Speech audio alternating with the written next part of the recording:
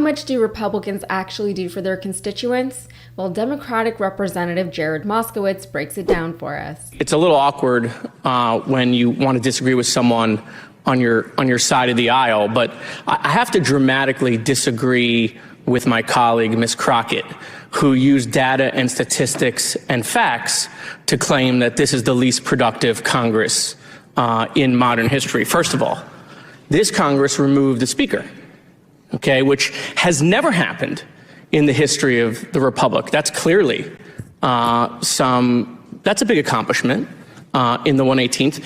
This Congress took 15 rounds to even elect that Speaker that they then removed, right, which was historic in its own right.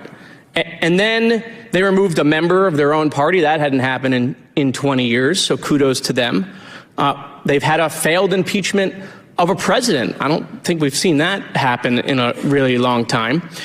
This Congress did impeach a cabinet secretary, though, without meeting any constitutional threshold. We haven't seen that happen in 150 years. This Congress wants to hold Merrick Garland in contempt and then possibly arrest him. I don't think we've ever seen that in the history of the Republic. We've seen a failed motion to vacate to remove a second Speaker. Again, history in the 118th. And who could forget that this Congress, on behalf of the American people, saved gas stoves and ovens and toasters and blenders and dishwashers from the communist grip of energy standards.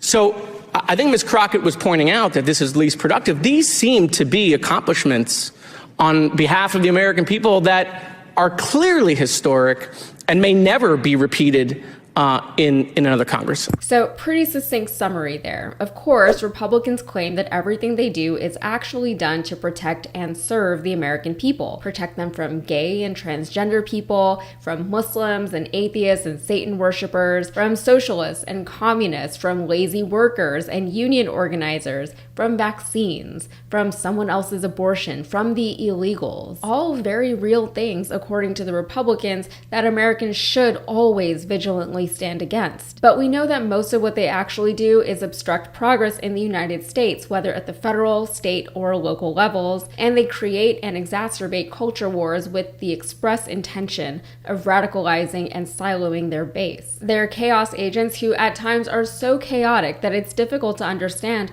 why they're doing or saying the things that they're doing or saying. Some recent examples are Lauren Boebert taking credit for something good that she voted against, and then more recently there was Tommy Tuberville defending Putin's invasion of Ukraine. He doesn't want Ukraine. He doesn't want Europe. Hell, he's got enough land of his own. He just wants to make sure that he does not have United States weapons in Ukraine pointing at Moscow. Also back in February, the Republicans, including Mitch McConnell, killed an immigration and Ukrainian aid bill. Mitch McConnell had developed and backed the bill, but he himself ultimately voted against it. But with such a strange and unimpressive track record, why do people still support the Republican Party? And I'm not talking about the wealthy Americans or business people who vote for the tax benefits. I'm talking about real, everyday, working class Americans. Part of the reason, it could be argued, is because the Democrats are really, really bad at messaging. We're currently facing a presidential election that sees two very unpopular and very elderly presidential candidates gunning for the White House. Again, we've been here before. It was dumb the first time. It's even more dumb the second time around. Trump is now a convicted felon several times over, and Biden is caught in a situation where he will inevitably lose a significant chunk of his supporters depending on how he deals or doesn't deal with Israel. But apart from that, everyday things, grocery store prices are out of control. I spent $70 yesterday at the grocery store just on some quick essentials, eggs, bread, some fruit, trash bags. $70.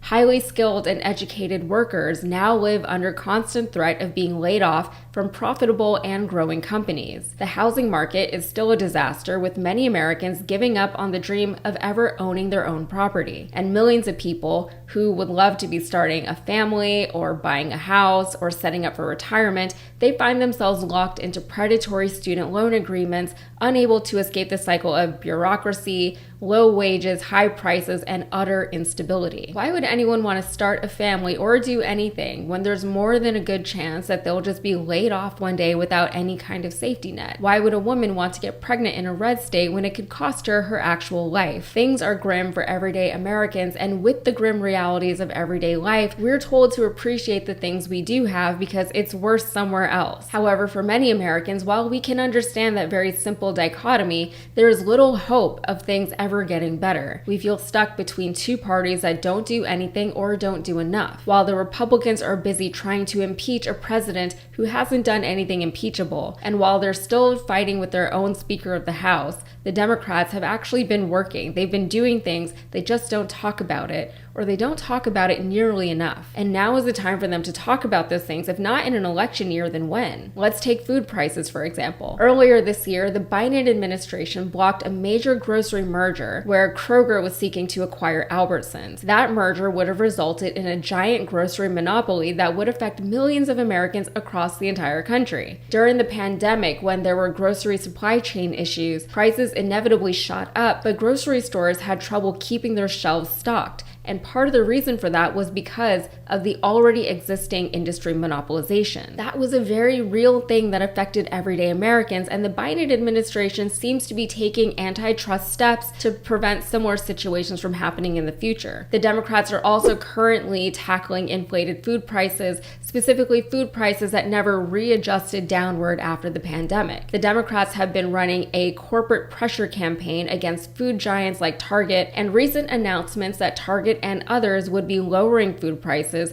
could be seen as a victory for the Democrats. Democrats are calling on the president to do even more than he has done in this regard, so perhaps maybe things will get better and continue to improve from here. There's also the student debt issue. A recent poll found that Americans are pretty well split on whether or not they approve of the way President Biden has handled the student debt crisis, which was an issue that he campaigned on. He certainly hasn't done as much as many people think he could have done by now, and as far as perceptions go, the debt is still a very real and very crippling reality for many working adults. One respondent to the poll said that she does not approve of Biden's handling of the debt because her debt was never forgiven. She sees this as a broken campaign promise, so she feels as though her trust was violated. But is that entirely Biden's fault, or even the Democrats? Not really. Republicans sued to block Biden's new student loan repayment plan. His earlier attempt at student loan forgiveness was shut down by the conservative-leaning Supreme Court. Another respondent to the poll acknowledged that the Biden administration has made significant attempts to deliver on the campaign promise and recognized that the Supreme Court was to blame for killing the proposal. The difference between the two respondents I mentioned was understanding and perception.